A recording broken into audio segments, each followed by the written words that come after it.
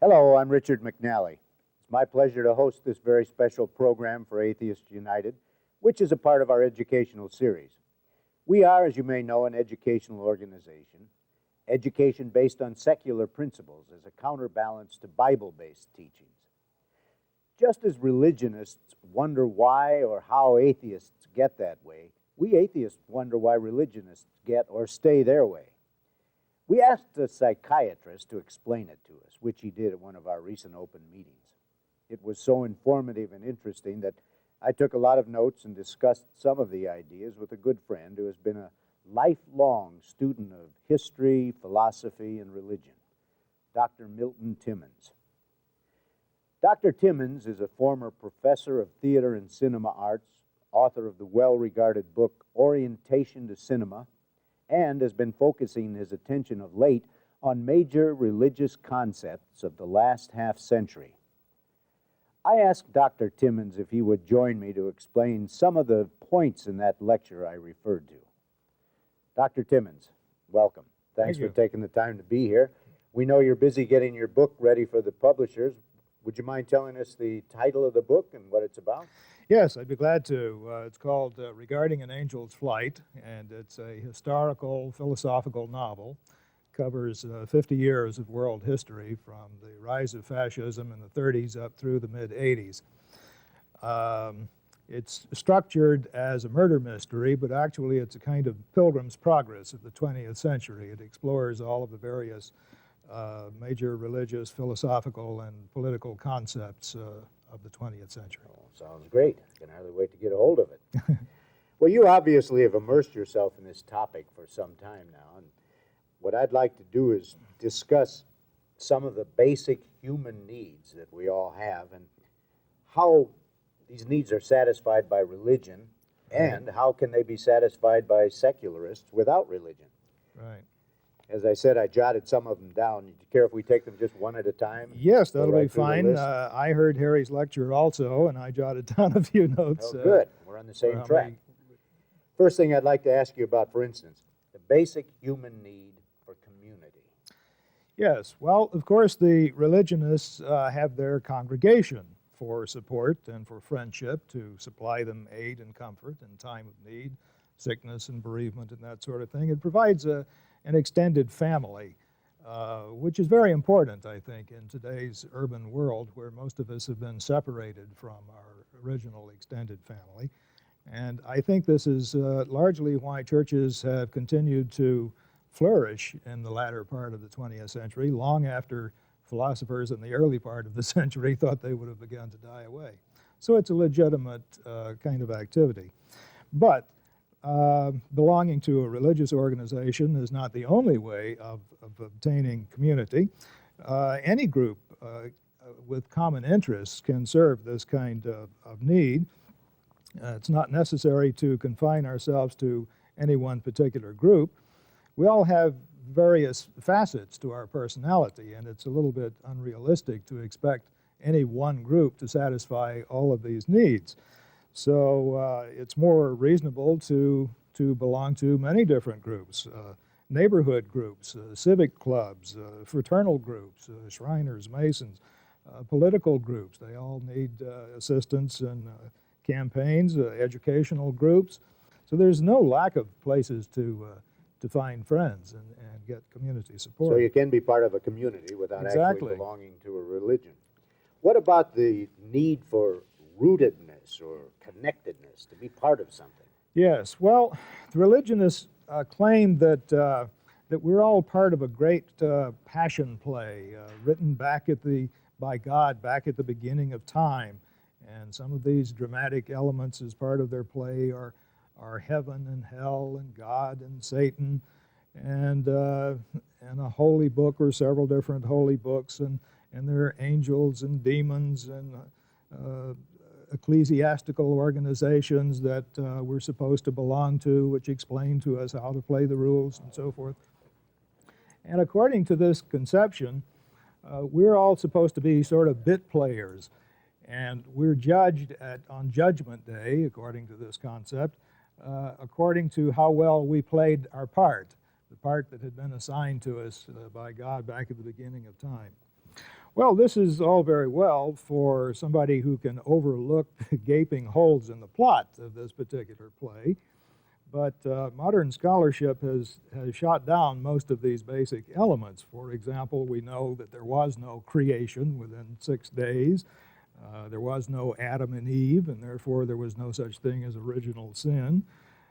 There was no Noachian deluge, not even any historical savior, as far as we've been able to determine. Biblical scholars agree that most of the points of the Nicene Creed are now based on myth. As a matter of fact, just a few weeks ago, there was a new book published, I believe it's called The Five Gospels, by a group of biblical scholars called the Jesus Seminar.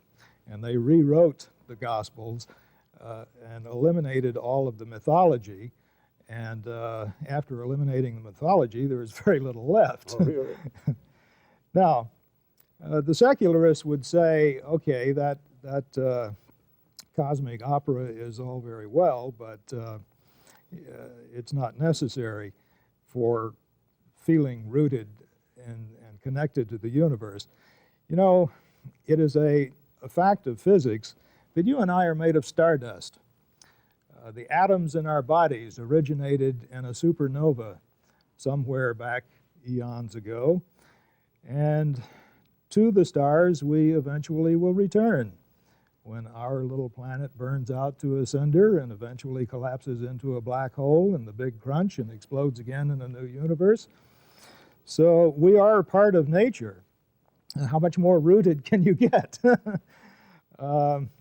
Now, religious folks tend to be actually estranged from nature by feeling that they're somehow above nature. They're not merely animals. They're ethereal or something, and this puts them in constant conflict with their natural desires. We are part of a great adventure of mankind on the planet Earth. We're not acting out some script that was written by God. We're writing our own script as a species. It's called history.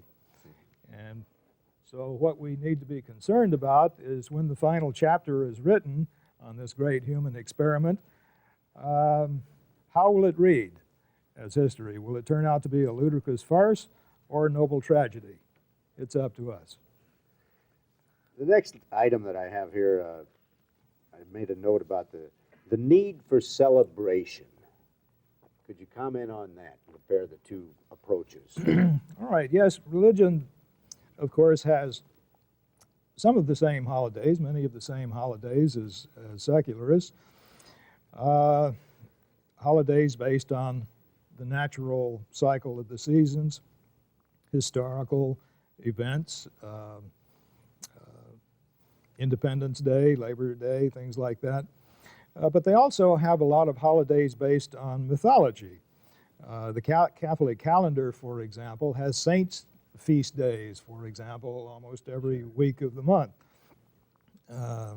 They have their Christmas and their Easter and their Thanksgiving and so forth. Now, the secularists have these basic natural holidays and historical events and so forth, but we are aware that the winter solstice, for example, is a natural kind of a holiday which was celebrated for many, many centuries before the Christians adopted it and changed it into what they call Christmas. And the same thing with Easter. That's a celebration of the vernal equinox, the rebirth of life on Earth. So we have celebrations also. Mother's Day, Father's Day, Veterans Day, Labor Day. We can also create personal celebrations for birthdays, anniversaries. Even sports. Some people say that the World Series and the Super Bowl are great religious holidays in the United States. For some people they are. How about another thing on my list, the need for structure in our lives? Yes, we have a need for structure, of course. The religious approach, however, is an overly rigid kind of a structure. It's a very rigid system of thought control. It's a closed system. And according to this approach, you must accept all of their doctrines of this whatever particular sect without any question, and every thought must conform to their preconceptions. They say that the Bible has all of the answers, and all you have to do is look it up. This owner's manual for the planet Earth, they call it, Well, this kind of reasoning is common and is legitimate under certain circumstances. It's called casuistic reasoning. And this is a legalistic kind of reasoning. It's the kind of reasoning that judges and lawyers have to do. When they have a particular case, they can't just make up a law as they go. They have to see what the law books have said about it and find out the previous precedents, and then try to fit the case within these legal precepts. Well, the religionists take the same kind of approach, but they say all of the answers are in the Bible, and everything must be reasoned from the Bible. And it is not legitimate, they feel, to have any new ideas. As a matter of fact, there was a Greek word called heresy, which meant to think for oneself. And back during the Middle Ages, of course, heresy was punished by death, preferably burning at the stake. Now, there are some personality types which need this kind of rigid thought control. As a matter of fact, there's a psychological test which is designed to measure this personality facet. It's called the F test. And the F test stands for the fascist personality. These are the kind of people who need to be told what to do and to tell other people what to do. These are also the kind of people who make prime candidates for cults. Now, the secularists would approach this need for structure quite differently by using the scientific method. Now, the scientific method is very precisely structured also, but it's not a closed system. It's an open system. Anyone can use the scientific method in their daily life. The legal system that we live under also provides structure, so we know what to expect, more or less, from our neighbors and fellow citizens. So we set our own goals in life and then work within the structures of legality and science and rationality. And this is the key to creativity. Oh, here's a very interesting subject. We're all puzzled by the mysteries of the universe. Comment on that, if you would, please. Well, there are certainly many mysteries that intrigue us. We would like to know answers. The religious approach is that they know all of the answers, basically, and they'll be very happy to explain them to you, but they explain them in terms of the supernatural. They say that God is the answer to everything. The only problem is, with this approach, is that it doesn't really explain anything. You see, an explanation is a description which empowers us. It gives us new information with which we can actually do something that makes a difference. So if somebody says that God is the answer, and you say, well, that's fine, but what is your definition of God? And they're completely dumbstruck, Right back where you started. Right, and they say, well, he can't be defined. Well, fine, this hasn't told me anything. So how it's simply a matter of changing the subject. How do secularists deal with these mysteries? Now, the secularists would say, if you want to find out the answers to mysteries, look it up in the Bible. Look it up in the library, not the Bible, not just one book. You have to learn to think scientifically. And I would like to make a little pitch here for a book that I read when I was 19 years old, I believe it. It's called Science and Sanity by Count Alfred Korzybski, who was the man who founded the General Semantics Association in the United States. And general semantics is a method of knowing how to apply the scientific method to everyday language and solving everyday problems, particularly how to use language meaningfully and scientifically. Ever since I read that book, it completely opened my eyes, and nobody has ever been able to bamboozle me with metaphysical double talk or just a sloppy kind of language. Sounds like a good recommendation. Yes. Now, science doesn't claim to know everything. Religion frequently does. Science only provides a method of finding out things. But the things that it does find out are concrete. They're useful things. Science has probably changed the world more in the last 200 years than religion did in the last 200 millennia.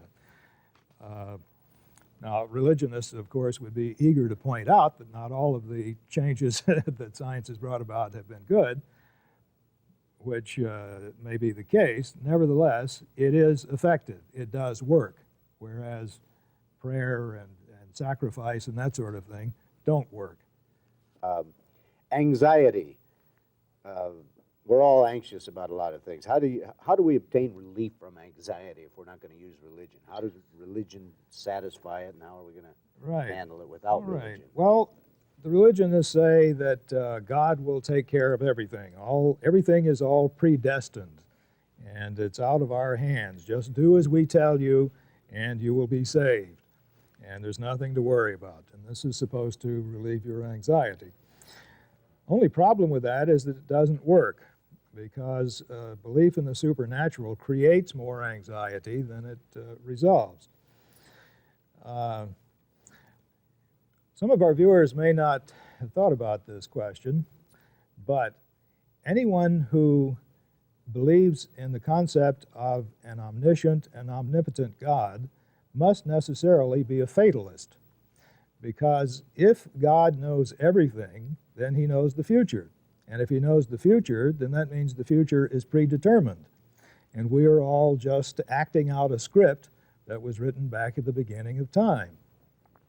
Now, this has a very depressing kind of effect, to think that no matter what we do in what we think is our own free will, it isn't really our free will. We're really just doing what was written in the script. That's right. Nothing that we do is of any effect. So saying that belief will reduce anxiety is sort of like telling an alcoholic that all he needs is another drink and that'll make him feel better. Look at the scandal of pedophilia among preachers. Many churches can't even get insurance anymore because it's such a common kind of occurrence. Churches tend to be very hostile toward psychotherapy in general. As a matter of fact, in Islamic countries, psychotherapy is illegal in some places. So, at any rate, the idea that belief in the supernatural will relieve anxiety is simply a false belief. So how do secularists deal with their anxiety? Well, anxiety actually results from lack of control over our lives. And the way to regain control and reduce anxiety is through the application of science, education, and logic. We have to recognize that life is uncertain, and all psychotherapy teaches us to trust ourselves, to be inner-directed. You know, there was a sociology book by a man named David Reisman back in the 1950s called The Lonely Crowd. And the basic premise was that slavish conformists depend for their self-image on how other people react to them and how they view them. And so these other-directed people, as Reisman called them, are continually obsessed with putting up a false front, of maintaining an image which they think will be acceptable to the people in their crowd. But this creates anxiety because there's a conflict between this facade that they're trying to create and how they really feel inside. So the way to reduce anxiety is to be in touch with our real feelings and to be ourselves and not try to live up to somebody else's expectation of what we are. What about love? It seems like we all have a need to love and be loved. Yes. Now, the religious approach is that if you accept their deity into your heart, Jesus or God or Allah, Muhammad, Krishna, whoever, that he will love you, and that if you do as our congregation tells you, then we will also love you. Problem with this is that you cannot love an abstraction or be loved by an abstraction. To say that God loves you is about like saying E equals MC squared loves you. That is not really very satisfying. We need people to experience love, and it requires touch. So simply be true to yourself, have self-respect, and be nice to others, and they will love you. There's no big problem about it. As easy as that, huh? Well, what about the meaning of life? If we don't have religion, religionists will find a meaning of life.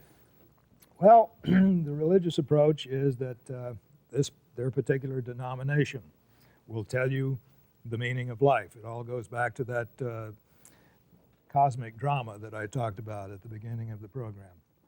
And they say, all you have to do is do as we tell you, and your life will therefore have meaning, because God created this meaning at the beginning. It's the premise of this play that he wrote back at the beginning of the time. And all you have to do is play your part. Well, the secular approach would be that there are plenty of problems to be solved in this world. We don't need to make up fantasies. So what we need to do is simply evaluate our own abilities and interests and devote our time into solving one of them that we're suitable toward and interested in. Action is what creates meaning, not drifting and dreaming about some never land in another world. So the key to meaning, I think, is to be part of the solution and not part of the problem. Get out and do something. Exactly. What about peace? Peace in our lives. We all want peace. Yes. Well, religionists make a great deal of fuss about claiming that they are promoters of peace. If you read the newspapers, however, you'll see that that doesn't happen to be the case. They claim that the way to achieve personal peace and international peace is to get everybody to join their particular sect. And this will solve all conflicts in the world and so forth. Well, the problem is, again, that it doesn't work. Closed systems never do. This idea that God is on our side, and if you don't agree with us, then you're an agent of Satan, promotes exclusivity, which is just another word for intolerance. Other people don't necessarily wish to be converted to their particular sect, and this is what starts wars. Well, right on the tail of peace comes happiness. Now, as for happiness, of course, everybody would like to be happy. Whatever that means, it's a rather vague concept. But the religionists say that nobody can be truly happy unless they get right with God. Now, what does that mean? Well, it means belonging to their particular sect and doing as they tell you. As I mentioned earlier, though, fearful conformity does not promote happiness. It creates anxiety, and it creates only a kind of pretense of happiness. Now, as for how to achieve real happiness, the secularist would say that the way to achieve happiness is to achieve your fullest potential. As the Army slogan puts it, be all that you can be. So happiness comes from self-esteem and believing that we are valuable and productive members of society, which you cannot believe if you also accept the doctrine that you're a worthless sinner who deserves to go to hell unless you believe a certain set of doctrines. I'm going to wrap this up with the one big question. Life after death. Immortality. We all want immortality. Yes. Well, and all of the religious organizations promise that all you have to do is believe our doctrines and you will never die. You may look like you're dead, but that's only an illusion. The hereafter, they say, is inconceivably better than this life. Well, The operative word there is inconceivable, because the whole idea of life after death is inconceivable. It's an absurd concept. It really goes back to ancient Greece and the Greek idea of dualism, as it was called, the idea that there is a soul which is separate from the body, and that consciousness has nothing to do with the brain. And therefore, if the body dies, the consciousness sort of floats off like a ball of gas and up to the stratosphere somewhere. But this whole idea of consciousness continuing to live in some never land without a body is absurd. It's filled with all sorts of contradictions. We don't have time to go into it, but for our viewers who would like to know more about it, there are dozens of books on the subject at the table, the book table at Atheists United. Now, the secular concept of immortality is that we achieve immortality by what we contribute to society while here, during the time that we have. So we need, as I say, to use our brains, to think very carefully. I think that if there were a God who gave humankind a brain, then he would certainly expect us to use it. Seems like it. Well, we could go on and on and on. There's a lot of good material to cover here, but so little time. Yes. So I want to thank you, Dr. Milton Timmons, for taking your time out to be with us today. My pleasure. And we will be watching for your new novel, Regarding an Angel's Flight. Thank you. If some of these ideas resonate with you, if you know or think that you are an atheist, you're not alone. There are more than 1 million atheists in the Los Angeles area. Come and meet some of us. Hear some of our interesting and informative speakers at our open meetings, which are held the fourth Sunday of each month. We begin with a social hour at noon, and then we have a regular meeting at 1 p.m. They're held at Burton Chase Park in Marina del Rey. We welcome your questions and comments about this program and or Atheists United. If you'd like to receive a complimentary newsletter, simply write to us at the address at the bottom of this screen. Atheists United, Post Office Box 5329, Sherman Oaks, California, 91413. Or call us at 818-785-1743.